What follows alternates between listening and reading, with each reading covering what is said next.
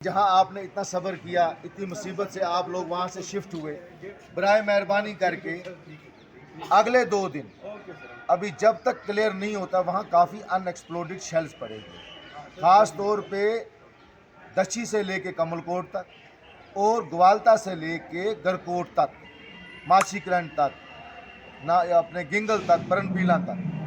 पहले सबसे हमारा अहम रोल जो है कि अल्लाह ताला ने हमें रहम किया, हमारी एक अमवात सिर्फ हुई, हमारी एक लेडी, अल्लाह ताला उसको जन्नत फिरदौस करे, उसने शहादत पाई। उसके अलावा मामूली लोग, कुछ लोग ज़ख्मी हुए। लेकिन मेहरबानी करके अपने अभी जहाँ पे आप ठहरे हैं बारामूला में, यहीं ठहरें, पहले उन शेल्स को हमें एक्सप्लोर करने दीजिए।